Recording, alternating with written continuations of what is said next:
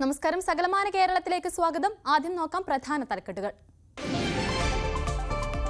സംസ്ഥാനത്ത് ചൂട് കനക്കുന്നു. 12 ജില്ലകളിൽ മുന്നറിയിപ്പ്. തിരുവനന്തപുരം വെള്ളറടയിൽ കുടിവെള്ളക്ഷാമം രൂക്ഷം. ചൂട് കനത്തതോടെ നൈറ്റ് ഷോപ്പിംഗിന് അവസരമൊരുക്കി കോഴിക്കോട് മുക്കത്തെ വ്യാപാരികൾ. നെൽ കർഷകർക്ക് ആശ്വാസമാകുമോ? സംഭരണ പ്രതിസന്ധി സഭയിൽ ഉന്നയിച്ച് പ്രതിപക്ഷം. കഴിഞ്ഞയാഴ്ച തന്നെ ഇടപെട്ടതായി മന്ത്രി GR അനിൽ. മന്ത്രി തെറ്റിദ്ധരിപ്പിക്കുന്നുവെന്ന് പ്രതിപക്ഷം.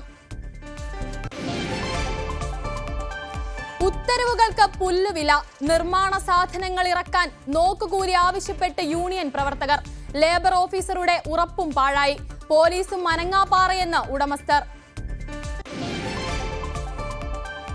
മരട് അതിഥി തൊഴിലാളികൾ മാലിന്യങ്ങൾ തള്ളുന്നത് പതിവ്. കക്കൂസ് മാലിന്യം ഉൾപ്പെടെ വീടിനുള്ളിൽ കയറുന്ന അവസ്ഥ.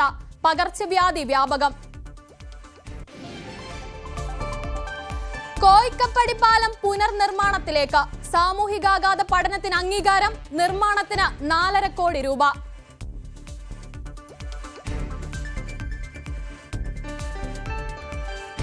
വാർത്തകൾ വിശദമായി നോക്കാം. ഇടുക്കി വണ്ടിപ്പെരിയാർ ഗ്രാമ്പിയിൽ മയക്കുവെടി വെച്ച് പിടികൂടിയ കടുവ ചത്തു. വണ്ടിപ്പെരിയാർ ഗ്രാമ്പി പ്രദേശത്ത് നാളുകളായി ഭീതി പരത്തിയ കടുവയെ ഇന്ന് രാവിലെയാണ് ദൗത്യസംഘം മയക്കുവെടി വെച്ചത്. കടുവയെ പിടികൂടാൻ ശ്രമിക്കുന്നതിനിടെ ദൗത്യസംഘത്തിന് നേരെ കടുവ പാഞ്ഞെടുത്തിരുന്നു. ശേഷം കടുവയ്ക്ക് നേരെ 3 തവണ ദൗത്യസംഘം മയക്കുവെടി വെക്കുകയായിരുന്നു. വീണ്ടും ഒരു പിടികൂടി വീണ്ടും ഒരു പിടികൂടി വെക്കാൻ വേണ്ടി രണ്ട്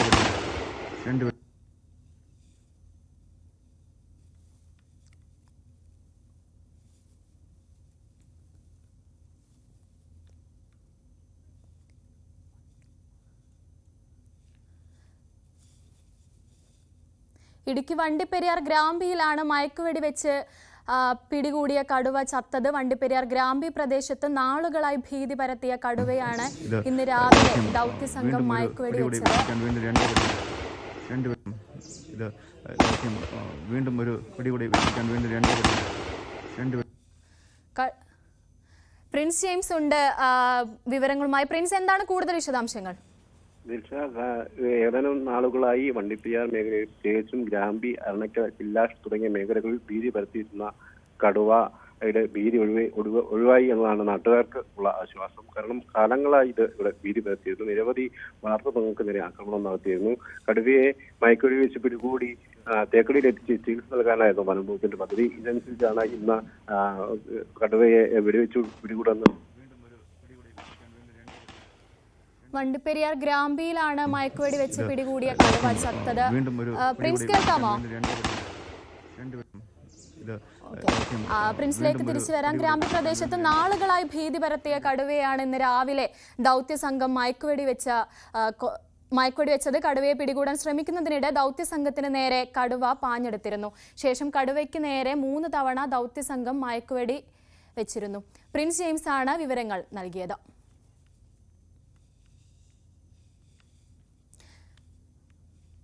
നാട് ചുട്ടുപൊള്ളുകയാണ്, കരുതിയിരിക്കണം.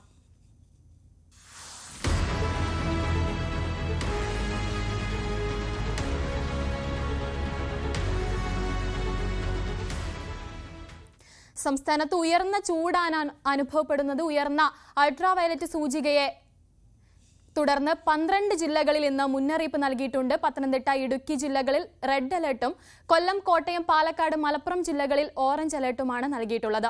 കണ്ണൂർ, കാസർഗോഡ് ഒഴികെ മറ്റെല്ലാ ജില്ലകളിലും യെല്ലോ അലർട്ടും പ്രഖ്യാപിച്ചിട്ടുണ്ട്. പകൽ 11 മുതൽ 3 വരെ ശരീരത്തിൽ നേരിട്ട് കൂടുതൽ സമയം സൂര്യപ്രകാശം ഏൽക്കരുത്. ധാരാളം വെള്ളം കുടിക്കുക. ശാരീരിക അസ്വസ്ഥതകളോ ബുദ്ധിമുട്ടുകളോ ഉണ്ടായാൽ ഉടൻ ചികിത്സ തേടുക തുടങ്ങിയ ജാഗ്രതാ നിർദ്ദേശങ്ങൾ കർശനമായി പാലിക്കണമെന്നും മുന്നറിയിപ്പുണ്ട്.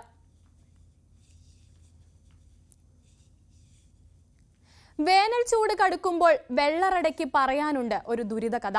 വെള്ളത്തിന്റെ അറകളാൽ സമ്പന്നമായതിനാൽ വെള്ളറട എന്ന പേര് കിട്ടിയ നാട്ടിൽ സ്വന്തമായി കുടിവെള്ള പദ്ധതികൾ ഒന്നും തന്നെ ഇല്ലാത്തതാണ് ഇവിടത്തുകാരുടെ ദുരിതം.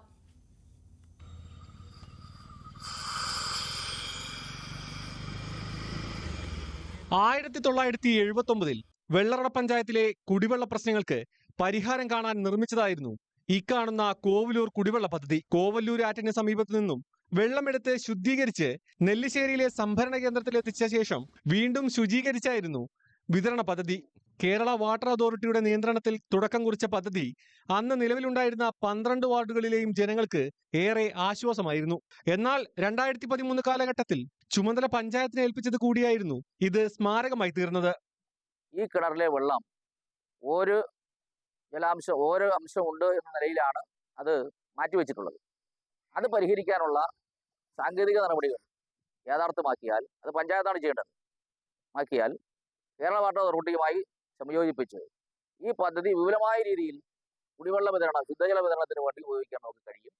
അതിനുള്ള മാതൃകാപരവും ഭാവനാപൂർവമായൊരു നടപടിക്കാണ് തദ്ദേശഭരണ സ്ഥാപനം എന്ന നിലയ്ക്ക് വെള്ളറട ഗ്രാമപഞ്ചായത്ത് ശ്രമം നടത്തേണ്ടത്. അതില്ലാത്തതാണ് ഇവിടുത്തെ കുടിവെള്ള ക്ഷാമത്തിന് ഏറ്റവും തടസ്സമായി നിൽക്കുന്നത്. നിലവിൽ 23 വാർഡുകളുള്ള ഗ്രാമപഞ്ചായത്തിൽ ഒരു കുടിവെള്ള പദ്ധതി പോലും ഇല്ല എന്നതാണ് അവസ്ഥ. ആകെയുള്ള കാളിപ്പാറ കുടിവെള്ള പദ്ധതിയിൽ നിന്ന് ലഭ്യമാകുന്ന കുടിവെള്ളമാണ് ഏക ആശ്രയം. ചിലപ്പോൾ 2 ആഴ്ചക്ക് ഒരിക്കൽ വരണം. ഈ വേനലൊക്കെ ആകുമ്പോൾ ഈ കടുമഴ, ഈ വേനൽ മഴയിൽ വെള്ളം ഒന്നാവുന്നുണ്ട്. അപ്പോൾ അതിന് വേണ്ട അധികാരികൾ, ഇതിന് വേണ്ടവർ പ്രോജക്റ്റ് എന്തെങ്കിലും നമുക്ക് വെള്ളറട പഞ്ചായത്തോ എവിടെയെങ്കിലും പരിശോധന ചെയ്തെങ്കിൽ വലിയ ഉപകാരമായിരിക്കും. അല്ലാതെ വെള്ളം ആർക്കും കിട്ടുന്നില്ല. സമീപ പഞ്ചായത്തുകളിൽ നിരവധി മിനി കുടിവെള്ള പദ്ധതികൾ രൂപം നൽകി വീടുകളിലേക്ക് യഥേഷ്ടം വെള്ളം എത്തിച്ച് മാതൃക കാട്ടുമ്പോഴാണ് വെള്ളറടയിൽ വേനൽക്കാലം ദുരിതമാകുന്നത്. ടാപ്പ് തുറന്നാൽ കാറ്റ് മാത്രം വരുന്ന പൈപ്പുകളാണ് മലയോര മേഖലയിലെ ഒട്ടുമിക്ക പ്രദേശങ്ങളിലും എന്നുള്ളതാണ് മറ്റൊരു വസ്തുത. ന്യൂസ് 18 വെള്ളറട. വേനൽ ചൂട് കനത്തതോടെ നൈറ്റ് ഷോപ്പിംഗിന് അവസരമൊരുക്കുകയാണ് മുക്കത്തെ വ്യാപാരികൾ. പെരുന്നാൾ വിപണി ലക്ഷ്യമിട്ടാണ് വ്യാപാരികൾ തിങ്കളാഴ്ച മുതൽ രാത്രി 11:30 വരെ കടകൾ തുറക്കാൻ തീരുമാനിച്ചത്. കേരള വ്യാപാരി വ്യവസായ ഏകോപന സമിതി മുക്കം യൂണിറ്റിന്റെ നേതൃത്വത്തിലാണ് നൈറ്റ് ഷോപ്പിംഗ് ഒരുക്കുന്നത്. വേനൽ ചൂടിന്റെ കാഠിന്യം കൂടിയ സാഹചര്യത്തിലാണ് മുക്കം വ്യാപാരി വ്യവസായി ഏകോപന സമിതിയുടെ നേതൃത്വത്തിൽ റംസാൻ വിപണി ലക്ഷ്യമിട്ട് രാത്രി 11:30 വരെ കടകൾ തുറന്ന് പ്രവർത്തിക്കാൻ തീരുമാനിച്ചത്. തുണിക്കടകൾ, കൂൾ ബാറുകൾ, ഫുഡ്വെയർ ഷോപ്പുകൾ, സൂപ്പർ മാർക്കറ്റുകൾ, ഗ്ലോസറി ഷോപ്പുകൾ ഉൾപ്പെടെയുള്ള വിവിധ മേഖലയിലെ വ്യാപാര സ്ഥാപനങ്ങളാണ് തിങ്കളാഴ്ച മുതൽ രാത്രി 11:30 മണിവരെ മുക്കം അങ്ങാടിയിൽ തുറന്ന് പ്രവർത്തിക്കുക. ഇതോടെ വിശ്വാസികൾക്ക് റമദാനിലെ പ്രാർത്ഥനകൾക്ക് മുടക്കം വരാതെയും ടൗണിലെ ട്രാഫിക് തിരക്ക് ഒഴിവാക്കിയും സാധനങ്ങൾ വാങ്ങുന്നതിനും സാധിക്കും. എല്ലാ വ്യാപാര സ്ഥാപനവും അതുകൊണ്ട് സഹകരിക്കാൻ തയ്യാറായിട്ടുണ്ട്. അപ്പോൾ തീർച്ചയായും അത് പൊതുജനങ്ങളെ സംബന്ധിച്ചിടത്തോളം വലിയ ഒരു ഉപകാരം തന്നെയാണ്. കാരണം നമുക്കറിയാം, കോവിഡിന് ശേഷം രാത്രിയിൽ ആളുകൾ പുറത്തിറങ്ങുന്ന ഒരു രീതി നമ്മുടെ നാട്ടിൽ ഇപ്പോൾ കുറഞ്ഞു വന്നിട്ടുണ്ട്. അത് കോവിഡിന് ശേഷം വന്നിട്ടുള്ള കാര്യമാണ്. അപ്പോൾ അതുകൊണ്ട് വ്യാപാര സ്ഥാപനങ്ങൾ ഒരു പരിധിവരെ പ്രതിസന്ധി ഉണ്ട് എന്നുള്ളത് തർക്കമല്ല. അപ്പോൾ അതൊക്കെ പരിഗണിച്ചുകൊണ്ട് ഒരു സംഘടന നൽകി കേരള വ്യാപാര വ്യവസായ ഏകോപന സമിതി എന്ന അർത്ഥത്തിൽ അതിനെ എങ്ങനെ നമ്മുടെ ജനങ്ങൾക്ക് ഉപകാരപ്രദമായി, ഗുണഭോക്താക്കൾക്ക് ഗുണപരമായിട്ടുള്ള ഒരു നീക്കം നമ്മൾ സംഘടിതമായി നടത്താൻ വേണ്ടി തീരുമാനിച്ചതിൻ്റെ കൂടി ഭാഗമാണ് ഈ ഒരു നെറ്റ് പർച്ചേസിംഗ് എന്ന ആശയത്തിലേക്ക് നമ്മൾ എത്തിയിട്ടുള്ളത്. നൈറ്റ് ഷോപ്പിംഗ് ആരംഭിക്കുന്നതോടെ മുക്കത്തെ പെരുന്നാൾ വിപണി കൂടുതൽ ഊർജ്ജസ്വലമാകുമെന്ന പ്രതീക്ഷയിലാണ് വ്യാപാരികൾ. ന്യൂസ് 18 മുക്കം. നെല്ല് സംഭരണം വിഷയത്തിൽ കഴിഞ്ഞയാഴ്ച തന്നെ ഇടപെട്ടതായി ഭക്ഷ്യ സിവിൽ സപ്ലൈസ് വകുപ്പ് മന്ത്രി GR അനിൽ. കിഴിവ് സംബന്ധിച്ച വിഷയത്തിലെ തർക്കത്തെ തുടർന്ന് നെല്ല് സംഭരണം വൈകിയെന്നത് വസ്തുതയാണ്. നടപ്പു വർഷം ആലപ്പുഴയിൽ 12,930 കർഷകരിൽ നിന്ന് 43,810 മെട്രിക് ടൺ നെല്ല് സംഭരിച്ചിരുന്നു. 2% കിഴിവിന് കർഷകർ സമ്മതിച്ചിട്ടുമുണ്ട്. എന്നാൽ ഒരു വിഭാഗം കർഷകർ അതിന് തയ്യാറായിരുന്നില്ല. അതിന്റെ കാരണം പറയുന്നില്ല. കർഷകരെ ചേർത്ത് നിർത്തുന്ന സർക്കാരാണിത്. ഡിസംബർ 28 വരെ സംഭരിച്ച നെല്ലിന്റെ പണം കൊടുക്കാൻ നടപടി സ്വീകരിച്ചതായും മന്ത്രി നിയമസഭയിൽ പറഞ്ഞു. കർഷക പ്രതിനിധികളും ഉദ്യോഗസ്ഥരും മില്ലുകാരുടെയും ജോയിന്റ് ആയിട്ടുള്ള ഒരു കമ്മിറ്റി പരിശോധിച്ച് കിഴിവിനെ സംബന്ധിച്ച് തീരുമാനമെടുക്കാമെന്ന് പറഞ്ഞു. അത് ചില കർഷകർ സമ്മതിച്ചെങ്കിലും ചില കർഷകർ സമ്മതിക്കാത്ത ഒരു നിലപാടാണല്ലോ. അതിനകത്ത് കിഴിവ് കൂടുതലാണെന്നും കിഴിവ് കൊടുത്താലേ എടുക്കുകയുള്ളൂ എന്നുള്ള നിലപാടൊന്നും ഗവൺമെൻറ് സ്വീകരിച്ചില്ല. അങ്ങനെയാണ് ഗവൺമെൻറ് വച്ച നിർദ്ദേശം. അതിന് തയ്യാറാകാൻ കഴിയാത്തത് ചില തടസ്സങ്ങൾ ഉണ്ടാക്കിയതിൻ്റെ പിന്നിലുള്ള കാര്യമെല്ലാം നിങ്ങൾക്കെല്ലാം അറിയുന്ന കാര്യമാണ്. അതേസമയം മന്ത്രി GR അനിലിന്റെ വാദങ്ങൾ തള്ളി പ്രതിപക്ഷം. പാടശേഖരങ്ങളിൽ നെല്ല് കെട്ടിക്കിടക്കുകയാണ്. കോട്ടയം J ബ്ലോക്കിലെ പാടശേഖരത്തിൽ നിന്ന് 2 ആഴ്ചയാണ് നെല്ല് സംഭരിക്കാതെ കെട്ടിക്കിടന്നത്. എറണാകുളത്തെ നെല്ല് സംഭരിക്കാൻ പാലക്കാട്ടെ മില്ലിൽ നിന്നാണ് അലോട്ട്മെന്റ് ഉള്ളത്. ഇതേപറ്റി അന്വേഷണം വേണം. നെല്ലിന്റെ സംഭരണ വിലയിലെ സംസ്ഥാന വിഹിതം കുറച്ചു. സംസ്ഥാന വിഹിതം കുറച്ചില്ലായിരുന്നുവെങ്കിൽ കർഷകർക്ക് കിലോഗ്രാമിന് 30 രൂപ കിട്ടിയേനെ. നെല്ല് സംഭരണത്തിലെ പാളിച്ച ഇപ്പോഴും നിൽക്കുന്നതായും മുൻ ഭക്ഷ്യമന്ത്രി അനൂപ് ജേക്കബ് പറഞ്ഞു. മില്ലുകാരുടെ സമ്മർദ്ദത്തിന് സർക്കാർ വഴങ്ങിയെന്ന് പ്രതിപക്ഷ നേതാവ് പറഞ്ഞു. ഈർപ്പത്തിന്റെ പേരിലുള്ള കിഴിവിന് കർഷകരെ നിർബന്ധിക്കുകയാണ് ചെയ്യുന്നത്. ഇതുവരെ കിഴിവില്ലാത്ത പ്രദേശത്ത് പുതിയ കാര്യം അടിച്ചേൽപ്പിക്കാൻ ശ്രമിക്കുന്നു. കർഷകരിൽ നിന്ന് കൈയിട്ട് വാരുന്ന പണം വീതം വെക്കുന്നു. ഓഡിറ്റ് റിപ്പോർട്ട് സമർപ്പിക്കാത്തത് കൊണ്ടാണ് കേന്ദ്രം സംഭരണ വില നൽകാത്തത്. എംപിമാർക്ക് കേന്ദ്രമന്ത്രി നൽകിയ ഉത്തരമാണിത്. 2018-19 ഓഡിറ്റ് റിപ്പോർട്ട് വരെയേ സപ്ലൈകോ നൽകിയിട്ടുള്ളൂ എന്നും സതീശൻ കുറ്റപ്പെടുത്തി. CPM സംസ്ഥാന സെക്രട്ടറിയായി തെരഞ്ഞെടുക്കപ്പെട്ടതിനു ശേഷം ആദ്യമായി കണ്ണൂരിലെത്തിയ MV ഗോവിന്ദന് പാർട്ടി പ്രവർത്തകർ സ്വീകരണം നൽകി. രാവിലെ 7:30 കണ്ണൂർ റെയിൽവേ സ്റ്റേഷനിലെത്തിയ MV ഗോവിന്ദനെ ജില്ലാ സെക്രട്ടറി MV ജയരാജന്റെ നേതൃത്വത്തിലാണ് സ്വീകരിച്ചത്. പരുന്തുംപാറയിലെ ഭൂമി കയ്യേറ്റങ്ങളിൽ CPMന് ഒളിയമ്പുമായി CPI. കയ്യേറ്റങ്ങൾ റവന്യൂ വകുപ്പിന്റെ മാത്രം തലയിൽ കെട്ടിവെച്ച് തലയൂരാൻ ചിലർ ശ്രമിക്കുന്നുണ്ട്. പോലീസിനും കയ്യേറ്റങ്ങൾ ഒഴിപ്പിക്കാൻ അധികാരമുണ്ടെന്നും CPI ഇടുക്കി ജില്ലാ സെക്രട്ടറി K സലീംകുമാർ പറഞ്ഞു. കയ്യേറ്റത്തിന് റവന്യൂ വകുപ്പ് കൂട്ടുനിൽക്കുന്നതായി കഴിഞ്ഞ ദിവസം CPM ജില്ലാ സെക്രട്ടറി CV വർഗീസ് വിമർശിച്ചിരുന്നു. കയ്യേറ്റം ഒരു തരം മാത്രമേ ഉള്ളൂ. അത് ചെറുതായി കയറിയാലും വലുതായി കയറിയാലും സർക്കാരിന്റെ ഭൂമി കയ്യേറിയത് തന്നെയാണ്.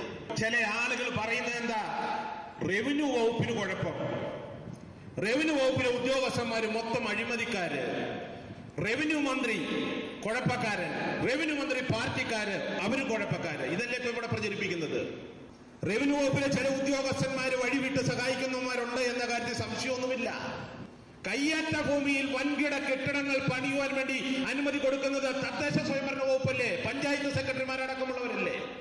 ഈ നാട്ടിൽ എന്ത് നടന്നാലും അറിയുന്ന ഒരു ഡിപ്പാർട്ട്മെന്റ് ഉണ്ട്. ആ ഡിപ്പാർട്ട്മെന്റിന്റെ പേര് എന്ന് പറയുന്നത് പോലീസ് ഡിപ്പാർട്ട്മെന്റ് എന്നാണ്. എന്തേ കയ്യേറ്റം നടക്കുന്ന കാര്യം പോലീസ് അറിയുന്നില്ലേ? നിയമവിരുദ്ധ പ്രവർത്തനം ആര് നടത്തിയാലും അത് തടയാൻ ഉത്തരവാദിത്തമുണ്ട് പോലീസിന്. ചില ത്രിതല പഞ്ചായത്ത് അംഗങ്ങൾ അടക്കമുള്ള ആളുകളുടെ കയ്യിൽ വൈസമ്മാലിയിൽ ഭൂമി ഇരിപ്പുണ്ട്. അങ്ങനെ സർക്കാരിന്റെ ഭൂമി കൈവശം വെച്ചിട്ടുള്ള ചൊക്രമുടി ഉൾപ്പെടുന്ന വൈസമ്മാലിയിലെ മുഴുവൻ കയ്യേറ്റങ്ങളും നമുക്ക് ഒഴിപ്പിക്കേണ്ടതായിട്ടുണ്ട്. വീട് നിർമ്മിക്കാനുള്ള സാമഗ്രികൾ ഇറക്കുന്നതിന് യൂണിയൻ പ്രവർത്തകർ നോക്കുകൂലി ആവശ്യപ്പെടുന്നതായി പരാതി. തിരുവനന്തപുരം പള്ളിച്ചൽ സ്വദേശി ജിനേഷ് സ്മൃതി ദമ്പതികളാണ് പ്രതിസന്ധി നേരിടുന്നത്.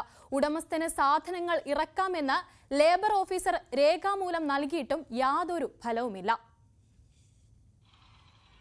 പള്ളിച്ചൽ ഭഗവതിനട സ്വദേശി ജിനേഷ് സ്മൃതി ദമ്പതികൾ സ്വകാര്യ ബാങ്കിൽ നിന്ന് വായ്പയെടുത്തായിരുന്നു വീടിന്റെ നിർമ്മാണം ആരംഭിച്ചത്. നിർമ്മാണ സാധനങ്ങൾ ഇറക്കുന്ന സമയത്ത് പലപ്പോഴായി നോക്കുകൂലി നൽകിയിരുന്നു. വിവിധ യൂണിയനിൽപ്പെട്ട തൊഴിലാളികൾ എല്ലാം ചേർന്നാണ് നോക്കുകൂലി ആവശ്യപ്പെട്ടത്. എന്നാൽ നോക്കുകൂലി അമിതമായപ്പോൾ നെയ്യാറ്റിൻകര ലേബർ ഓഫീസറെ സമീപിച്ചു. ലേബർ ഓഫീസിൽ നിന്നുള്ള സംഘം സ്ഥലം സന്ദർശിച്ചു. വീട് വെക്കാൻ നിർമ്മാണ സാധനങ്ങൾ ഇറക്കുന്നതിന് ഉടമസ്ഥന് ഇഷ്ടമുള്ള ആൾക്കാരെ നിയമിക്കാമെന്ന് ലേബർ ഓഫീസർ ജിനേഷിന് കത്ത് നൽകി. ഈ കത്ത് ജിനേഷ് യൂണിയൻ തൊഴിലാളികൾക്ക് നൽകി. എന്നാൽ അത് അംഗീകരിക്കാൻ അവർ തയ്യാറായില്ല. പോലീസിനെ സമീപിച്ചെങ്കിലും ഫലമുണ്ടായില്ല. ലേബർ ഓഫീസിൽ നിന്ന് മാഡം പറഞ്ഞത് യൂണിയൻകാർക്കെതിരെ മാഡം സ്ട്രിക്റ്റ് ആയിട്ടുള്ള ആക്ഷൻ എടുക്കാമെന്ന് പറഞ്ഞിട്ടുണ്ട്. പിന്നെ യൂണിയൻകാരുടെ ഭാഗത്തു നിന്നാണെന്നുണ്ടെങ്കിൽ നമുക്ക് വധഭീഷണി വരെ ഉണ്ട്. നമ്മളെ ശാരീരികമായിട്ട് ഉപദ്രവിക്കും, മറ്റുള്ള വിഷയങ്ങളിലൊക്കെ അവർ വീട് വയ്ക്കാൻ അനുവദിക്കില്ല എന്നൊക്കെ അവർ പറയുന്നുണ്ട്. എന്തായാലും ഇപ്പം വളരെയധികം ബുദ്ധിമുട്ടായിട്ടുള്ള ഒരു അവസ്ഥയിലാണ് ഞങ്ങൾ. എന്ത് ചെയ്യണമെന്നറിയാത്ത അവസ്ഥയിലാണ്. യൂണിയൻ പ്രവർത്തകർ പ്രശ്നപരിഹാരത്തിനെത്തിയ പോലീസുകാരെ കയ്യേറ്റം ചെയ്യുന്ന സാഹചര്യവും ഉണ്ടായി.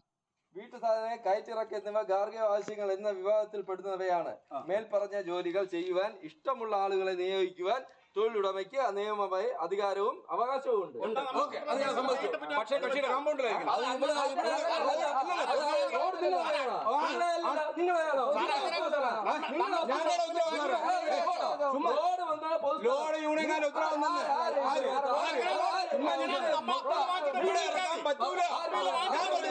രാഷ്ട്രീയ നേതാക്കൾ യൂണിയൻകാർക്ക് പിന്തുണയുമായി എത്തിയതോടുകൂടി പോലീസും നിശബ്ദരായി എന്നാണ് ജിനേഷിന്റെയും കുടുംബത്തിന്റെയും പരാതി.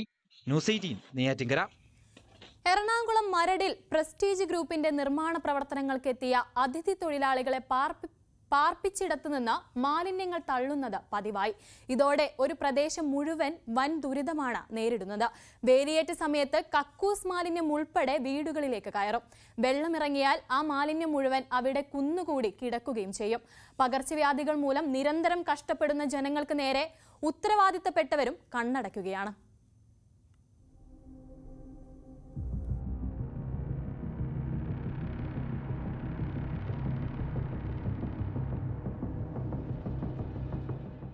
പ്രസ്റ്റീജ് ഗ്രൂപ്പിന്റെ ഫോറം മാളിന് പിന്നിലായി താമസിക്കുന്ന ആളുകളുടെ ദുരിതമാണിത്.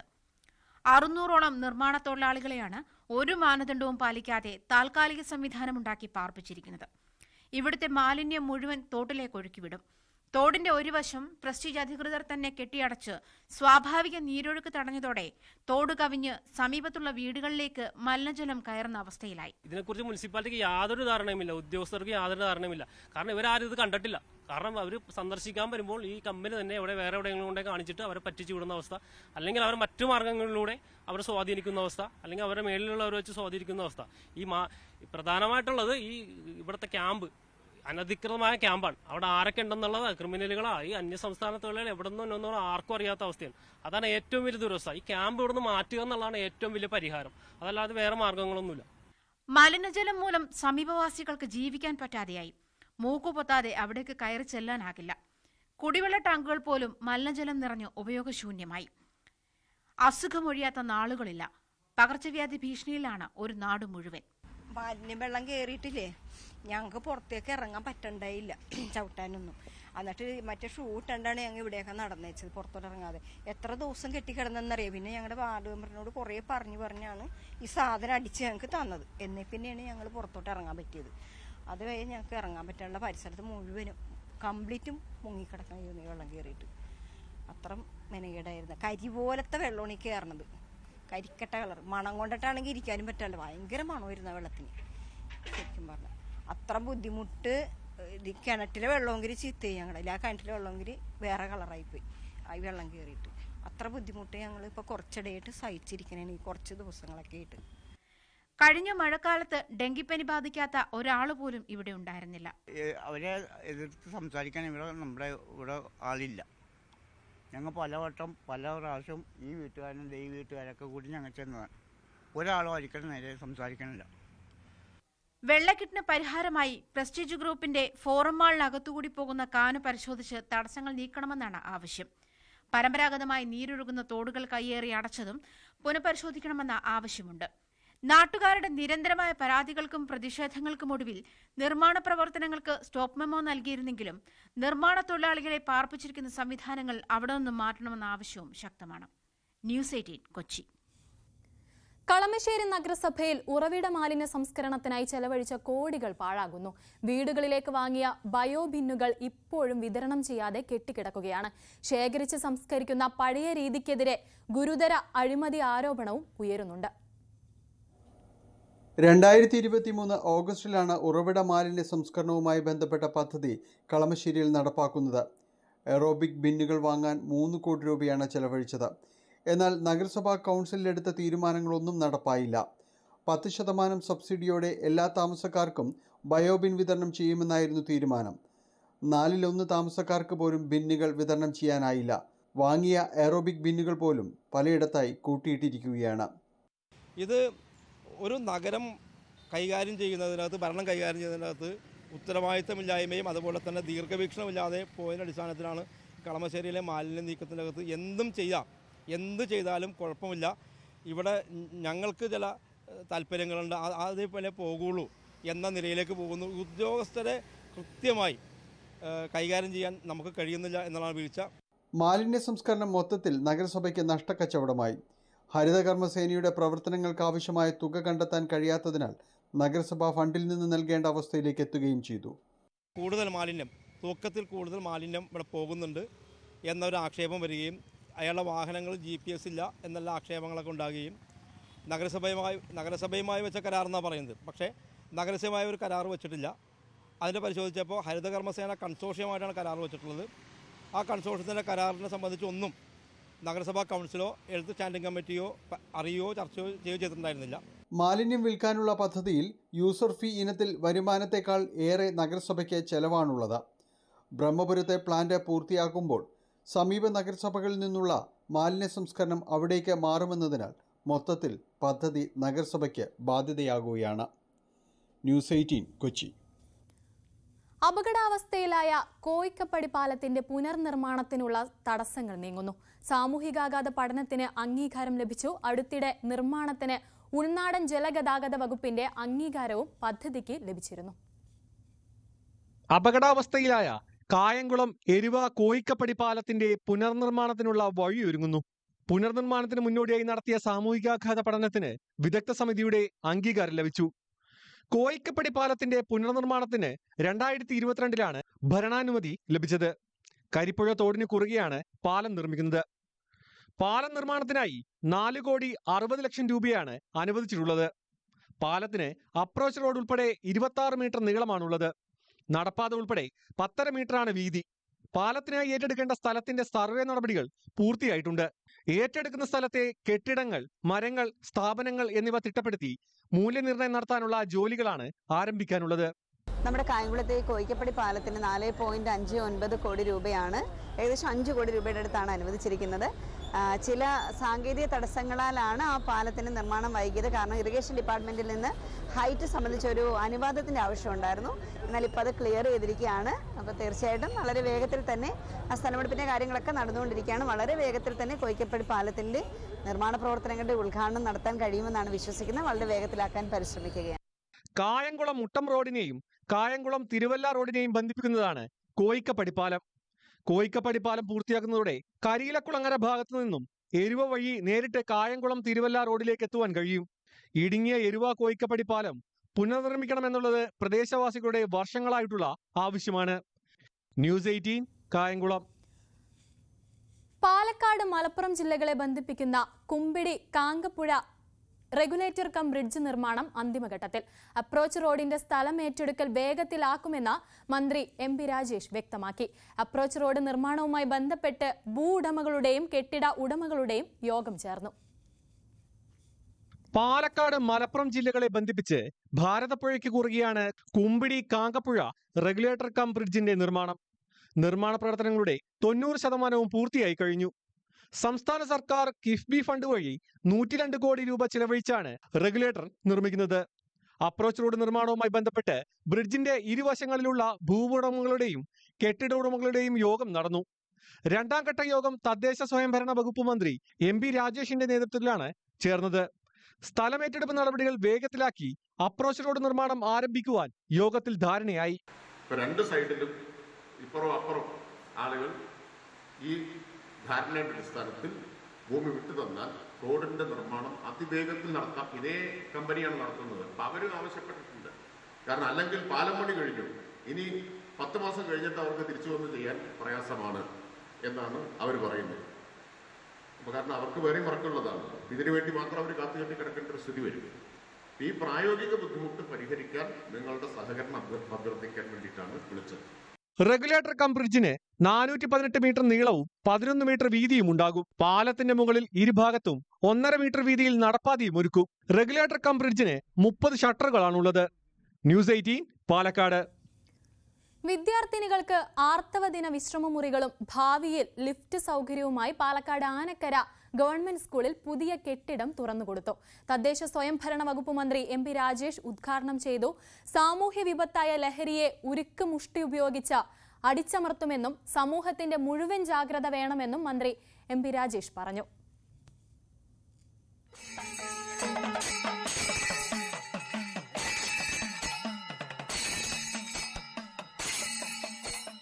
സംസ്ഥാന സർക്കാരിന്റെ നവകേരളം കർമ്മ പദ്ധതി വിദ്യാകിരണം മിഷന്റെ ഭാഗമായി കിഫ്ബി ഫണ്ടിൽ നിന്നും 3,90,00,000 രൂപ ചെലവഴിച്ച് നിർമ്മാണം പൂർത്തീകരിച്ച പാലക്കാട് തൃത്താല നിയോജക മണ്ഡലത്തിലെ ആദ്യ കെട്ടിടമാണ് ആനക്കര ഗവൺമെന്റ് ഹയർ സെക്കൻഡറി സ്കൂളിലേത്. തദ്ദേശ സ്വയംഭരണ വകുപ്പ് മന്ത്രി MP രാജേഷ് കെട്ടിടത്തിന്റെ ഉദ്ഘാടനം നിർവഹിച്ചു. സാമൂഹ്യ വിപത്തായ ലഹരിയെ ഉരുക്കുമുഷ്ടി ഉപയോഗിച്ച് അടിച്ചമർത്തുമെന്നും സമൂഹത്തിന്റെ മുഴുവൻ ജാഗ്രത വേണമെന്നും മന്ത്രി അഭിപ്രായപ്പെട്ടു. യാഥാർത്ഥ്യത്തെ ഉൾക്കൊണ്ട് ഗൗരവത്തോടെ ഈ വിപത്തിനെ ചെറുക്കാൻ രക്ഷിതാക്കളും തയ്യാറാകണമെന്ന് അദ്ദേഹം കൂട്ടിച്ചേർത്തു. പ്ലാൻ ഫണ്ടിൽ നിന്ന് 1 കോടി രൂപ അനുവദിച്ച് നിർമ്മാണം പൂർത്തിയാക്കിയ കരുതൂർ GLP സ്കൂളുണ്ട്. കഴിഞ്ഞ 3 കൊല്ലവും 10 മാസവും കൊണ്ട് ഈ തൃത്താല മണ്ഡലത്തിലെ 38 സ്കൂളുകൾക്ക് വിവിധ സ്രോതസ്സുകളിൽ നിന്ന് ഫണ്ട് ലഭ്യമാക്കാൻ 13,928 സ്ക്വയർ ഫീറ്റ് വിസ്തീർണത്തിൽ 3 നിലകളിലായി ആധുനിക സൗകര്യങ്ങളോടെയാണ് കെട്ടിടം നിർമ്മിച്ചിട്ടുള്ളത്. ഓരോ നിലയിലും ആൺകുട്ടികൾക്കും പെൺകുട്ടികൾക്കും പ്രത്യേകം ടോയ്ലറ്റ് സൗകര്യം ഏർപ്പെടുത്തിയിട്ടുണ്ട്. 6 ക്ലാസ് റൂം, 4 ലാബ് മുറികൾ, പെൺകുട്ടികൾക്ക് ആർത്തവ ദിനങ്ങളിൽ വിശ്രമിക്കുന്നതിനായി പ്രത്യേകം ഒരു മുറി കൂടി സജ്ജീകരിച്ചിട്ടുണ്ട്. ഭാവിയിൽ ലിഫ്റ്റ് സംവിധാനം ഒരുക്കാൻ വേണ്ട സൗകര്യവും ഏർപ്പെടുത്തിയിട്ടുണ്ട്. ന്യൂസ് 18 പാലക്കാട്. കുടുംബശ്രീ സ്നേഹിത പോലീസ് സ്റ്റേഷൻ എക്സ്റ്റൻഷൻ സെന്റർ കായംകുളത്തും പ്രവർത്തനം ആരംഭിച്ചു. കായംകുളം ഡിവൈഎസ്പി ഓഫീസിൽ സ്ഥലമില്ലാത്തതിനാൽ പോലീസ് സ്റ്റേഷന്റെ കെട്ടിടത്തിലാണ് സെന്റർ പ്രവർത്തിക്കുന്നത്. കുടുംബശ്രീ സംസ്ഥാന ദാരിദ്ര്യ നിർമ്മാർജ്ജന മിഷനും ആഭ്യന്തര വകുപ്പും ചേർന്നാണ് സ്നേഹിത പോലീസ് സ്റ്റേഷൻ എക്സ്റ്റൻഷൻ സെന്റർ നടപ്പിലാക്കുന്നത്. കുടുംബങ്ങളിൽ നിന്നും സമൂഹത്തിൽ നിന്നും പ്രയാസങ്ങൾ നേരിടേണ്ടി വരുന്ന സ്ത്രീകൾക്ക് മാനസികവും വൈകാരികവുമായ പിന്തുണ ഉറപ്പുവരുത്തുകയാണ് ലക്ഷ്യം. സംസ്ഥാനത്തെ വിവിധ ഡിവൈഎസ്പി ഓഫീസുകൾ കേന്ദ്രീകരിച്ചാണ് സെന്റർ പ്രവർത്തിക്കുന്നത്. കായംകുളത്ത് പോലീസ് സ്റ്റേഷൻ കെട്ടിടത്തിലാണ് സെന്റർ പ്രവർത്തിക്കുന്നത്. സ്ത്രീകൾക്കാണേലും കുട്ടികൾക്കാണേലും മറ്റ് മാർജിനലൈസ്ഡ് ആവശ്യമുള്ള ആർക്കാണേലും നമ്മളിവിടെ കൗൺസിലിംഗ് സർവീസ് പ്രൊവൈഡ് ചെയ്യുന്നതാണ്. നിങ്ങൾക്കായിട്ട് ആഴ്ചയിൽ 2 ദിവസമായിരിക്കും കൗൺസിലിംഗ് സർവീസ് പ്രൊവൈഡ് ചെയ്യുന്നത്. 10 മണി മുതൽ 5 മണി വരെ സേവനം ഉണ്ടായിരിക്കുന്നതായിരിക്കും.